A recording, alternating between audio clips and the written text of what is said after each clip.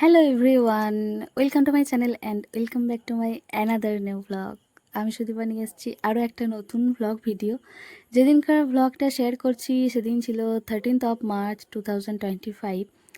জানি অনেক দিন আগে, কিন্তু আমার মতো ল্যাথখোর পাবলিকের এইটাই আর কি সময় হলো আপলোড করার।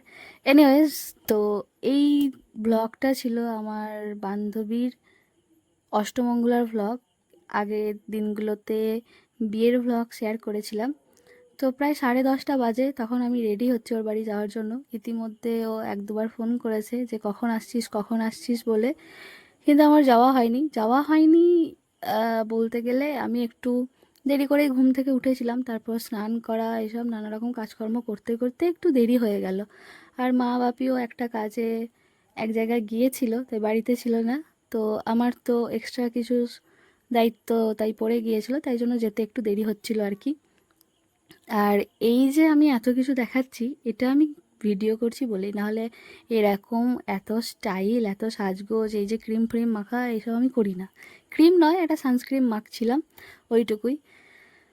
তো আমার সবচেয়ে কাছের বান্ধবী বিয়ে হয়ে শ্বশুর বাড়ি কতদিন হলো, মানে দেখা হয়নি ঠিক নয়, এমনিতেও যে প্রচুর দেখা হতো বা খুব দেখা হতো প্রতিদিন সেরকম নয়। তবে যতদিন পড়াশুনো করেছি একসাথে অবশ্যই হতো। তবে বিয়ের পরে অবশ্যই ভিডিও কলে কথা হয়েছে, কিন্তু একটা অন্যরকম ব্যাপার, কারণ বিয়ের পর সমস্ত কিছুই সব কিছুই পাল্টে যায়।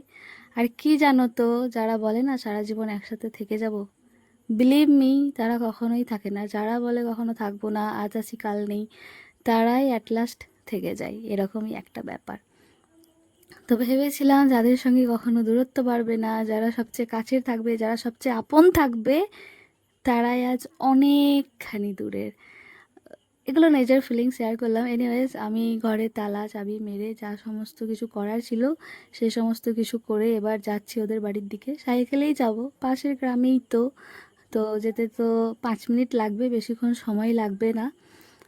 তো আমি একটা জিন্স আর টি শার্ট পরেছিলাম কি আর করবো, কি জামা পরবো খুঁজে পাচ্ছিলাম না, আর এটাতেই আমি কমফোর্টেবল। এই দেখো আমাদের মন্দিরটা পেরিয়ে যাচ্ছি। আমাদের মন্দিরটা কি সুন্দর লাগে তাই না দেখতে, সত্যি মন প্রাণ আমার জুড়িয়ে যায়। আর মন্দির মানেই হচ্ছে সবচেয়ে শান্তির জায়গায়। দেখো মুখটা আমি ঢেকে নিয়েছি, কারণ রোদ আমার একদমই সহ্য হয় না। আর সেদিন বেশ রোদ হয়েছিল। আর আমার সান অ্যালার্জি, মাইগ্রেন সব কিছুই আছে। আগে সান অ্যালার্জি ছিল না, বাট এখন সান অ্যালার্জি হয়ে গিয়েছে। অতিরিক্ত রোদে বেরোলেই আমার গোটা গা জুড়ে, মানে পা জুড়ে বেসিক্যালি একদম লাল র্যাশ বেরিয়ে যায়, অনেক জ্বালা করে, ব্যথা করে। তো সেই কারণেই আমি মুখটা সবসময় ঢেকে রাখি। মুখটা মানে এত রোদ আমার ঠিক সহ্য হয় না। যাই হোক, এই দেখো চারিপাশে এখন আলু পোতা, মানে আলু তোলার সময় চলছিল তখন। তো চারিদিকে আলুর প্যাকেট ছিল। এই তো চলে এসেছি। ওর বিয়েটা বাড়ি থেকে না হলেও অষ্টমঙ্গলাটা বাড়ি থেকেই হচ্ছিল। এই যে ম্যাডামের দেখা দেখা পেয়ে গিয়েছি। ও এখন স্নান করে ড্রেস চেঞ্জ করতে যাবে। আরে, এটা বউ বউ লাগছে, মনে হচ্ছে ওকে বৌদি বলে ডাকি। আর এখানে সব রান্না বান্না চলছিল, সবাই রান্না করতে ব্যস্ত। নানা জায়গায় নানা রকমের রান্না হচ্ছে। যাই হোক, এখানে মাসি পিসি যারা ছিল সবাই একদম আহ, লেগে পড়েছে, তোড়জোড় করতে শুরু করে দিয়েছে। পাপি আর মা তো আলাদাই ব্যস্ত জামাইকে আপ্যায়ন করতে। তারপরে এই দেখো নতুন বরবউয়ের সাথে খেতে বসে গিয়েছি। লুচি ছিল, মুড়িও ছিল নানা রকমের। আমি ভেবেছিলাম খাবো না, কিন্তু খেতে হলো। আর ওকে দেখো কেমন বউ বউ লাগছে, আমার তো বৌদি বলে ডাকতে ইচ্ছে করছিল। মানে এইরকম সাজে ওকে মানে প্রথমবার দেখে আমার কেমন একটা অদ্ভুতই লাগছিল, মানে কেমন অন্যরকম। ও তাড়াতাড়ি এত তাড়াতাড়ি পাল্টে যাবে, আরও সিথি ভর্তি করে সিঁদুর পড়েছে, সেটাতেই আমার কেমন জানি মানে অদ্ভুত রকম দেখতে লাগছিল। এই দেখো, দেখেছো? শুধু কি ওকে বসে বসে খাওয়াবো নাকি, কাজও করতে হবে যতই অষ্টমঙ্গলাতে আসুক না কেন। আসলে মেয়ের বিয়ে দিয়েছি, শ্বশুর বাড়ি গিয়ে তো বাসনই মাজতে হবে না, তাই ওটারই ট্রেনিং পিরিয়ড চলছিল। যাই হোক, আমরা দুজনে মিলে তারপরে কলপাড়ে গিয়েছিলাম, আমি কল টেপে দিচ্ছিলাম আর ও বাসনগুলো ধুচ্ছিল। আসলে ওদের ঘরে মোটর রয়েছে, বাট ট্যাঙ্কি বা কলের ট্যাপ তখনও সেই অর্থে ঠিকঠাকভাবে করা হয়নি।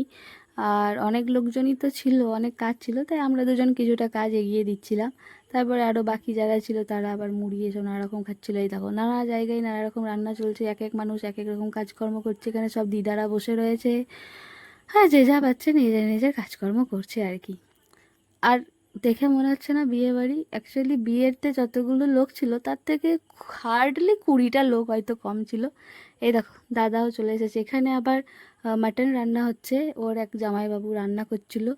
একজন ডিরেকশন দিচ্ছে, একজন খুন্তি নড়াচ্ছে, একজন জাল দিচ্ছে, একজন জল দিচ্ছে, মানে নানা রকমের কাণ্ড কারখানা চলছিল ভাই। তো এরই মাঝে আমি একবার বাজারে গিয়েছিলাম, আমার কিছু কাজ ছিল। তো কাজ থেকে ফিরে আবার আমি এখানে এসেছিলাম। দুপুরবেলায় একা একা যাইনি, দাদার সাথেই গিয়েছিলাম।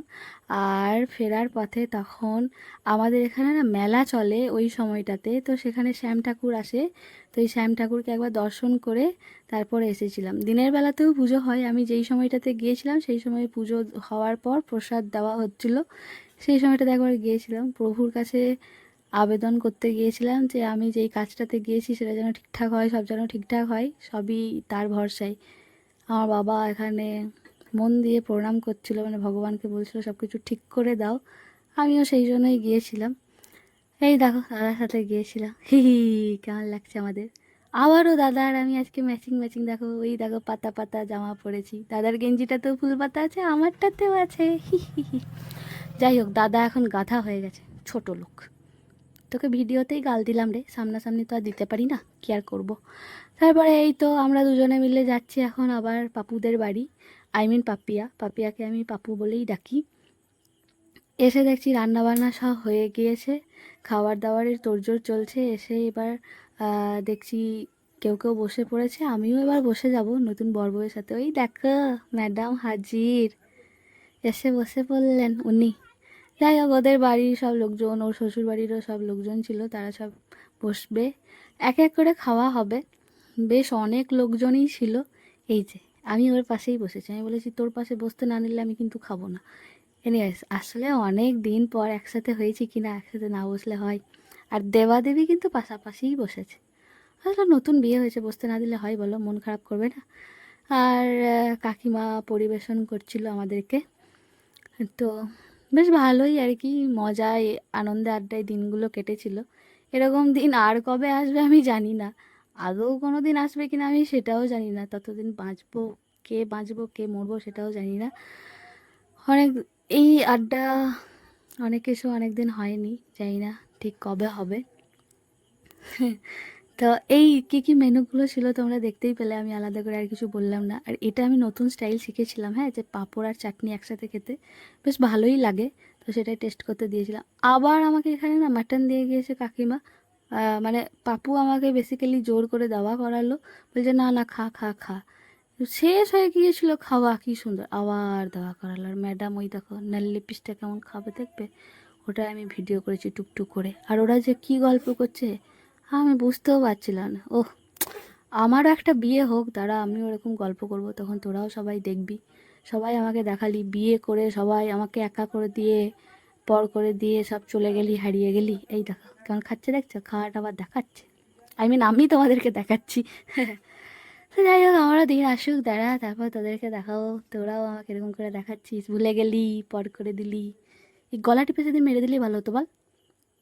যাই হোক, খানিক পিরিত করছিলাম, কতদিন পর দেখা। আর বিকেলবেলায় আমার মা এসেছিল, পাপুর শাশুড়ি মায়ের কে যেন একটা বেশ হয়, তার সাথে গল্প করতে। আসলে ওরা না অনেক রকমভাবে আমাদের রিলেটিভ হয়। এই যে দিদাটা রয়েছে, এটা আমার মায়ের একটা সম্পর্কের পিসি হয়। তো অনেক বছর পর দেখা হচ্ছে, তাই জন্য মাকে বলেছিলাম, বাবা আর মা এসেছিল। ওরা দুপুরে আসেনি, মানে যাই হোক, তো মানে দুপুরে আসার কথা ছিলও না। তো তারপর গল্প করতে এসেছিলো, আমি মাকে বললাম যে তোমার পিসির সঙ্গে দেখা করে যাও, অনেক বছর পর দেখা হচ্ছে। আর এই যে দেখো বিয়ে হওয়ার পর, মানে এতদিন যেই মেয়েটা ঠিকঠাকভাবে চুলও হয়তো আঁচড়াতো না, সে নিয়ম করে এখন স্বামীর মঙ্গল কামনার্থে সিঁদুর পরে, কি সুন্দর করে সাজে। মানে পুরোটাই অন্যরকম একটা জীবন কাহিনী, তাই না? দেখতেও বেশ সুন্দর লাগছে ওকে, মানে মুখটাই পুরো পাল্টে গেছে, আর তার সঙ্গে সব কিছুই পাল্টে গেছে, আরও কত কিছু, মানে বেশ অন্যরকম। মহিলা আবার ভালো করে সাজছে, কারণ নতুন বিয়ের পর বাপের বাড়ি এসেছে বলে কথা। তারপরে এই দেখো ওর ছেলে মানুষটা দেখো, হঠাৎ করে ও মাঝ রাস্তায় কোমরে কাপড় বেঁধে ক্রিকেট খেলতে লাগলো ওদের পাড়ার ছেলেগুলোর সাথে। আসলে আমরা দুজন এরকমই ডান পিঠে। যাই হোক, ও এখন তো এক বাচ্চার মা, জানি না, বাচ্চা মা দুজনে মিলেই খেলাধুলো করবে এরকমই কেস একটা। তো এখানে সবাই মিলে মানে ওই খেলাই হচ্ছিল। কে যে মানে ও ভালো খেলতেও পারে। আমিও ছোটোবেলাতে যত না ওই থালা বাসন মানে পুতুল খেলেছি, তার থেকে বেশি ক্রিকেট খেলেছি। এরকম ডান পিঠেগিরি আমরা করে বেড়াই, মারামারি ফাটাফাটি, এটাই আমরা অ্যাকচুয়ালি। তারপর বিকেলবেলায় এই দেখো দেবাদেবী রেডি হয়ে গিয়েছে। আমি আসলে ছবি তোলার নাম করে ভিডিও করেছি। আসলে ওই যে মেলাটার কথা বললাম সেই মেলাটাতে গিয়েছিলাম। তো শুধু আমরা তিনজনে নয়, ওর আরও তিন দেওর ছিল, তারাও গিয়েছিল। একটা টোটোতে আমরা ছজন মিলে গিয়েছিলাম। ওদেরকে আমি দেখাচ্ছি না, ওরা নিজেদের মতো আছে। এই দেখো, দেখছো, একসাথে হাত ধরে ঘুরে বেড়াচ্ছে। হ্যাঁ রে, পেছনে আমি যে সিঙ্গেল ছিলাম তা আমার জন্য একটুখানি দুঃখ কষ্ট তোর কিছু হচ্ছিল না? হয়ও না, হবেও না, যাই হোক।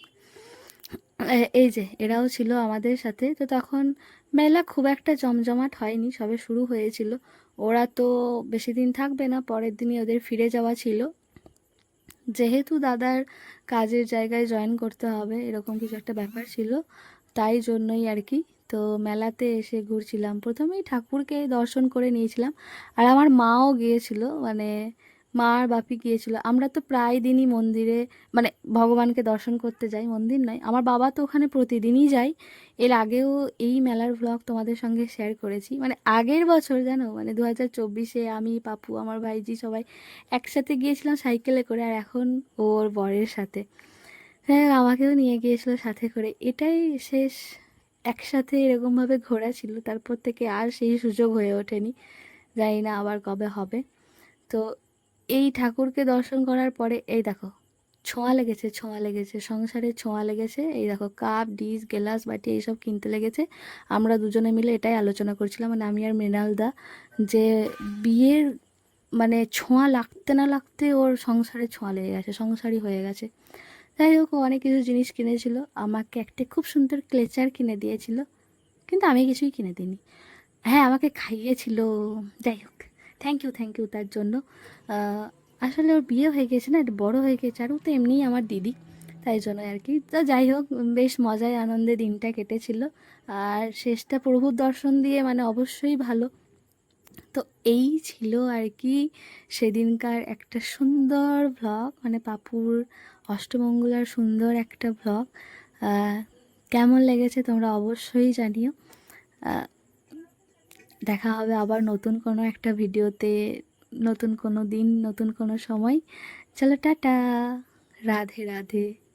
এখানেই ব্লগটা শেষ করি, আবারও ফিরে আসবো আরও একটা নতুন সুন্দর ভিডিও নিয়ে। আর এই মুহূর্তগুলো থেকে যাক সারা জীবন স্মৃতির পাতায় স্মৃতি।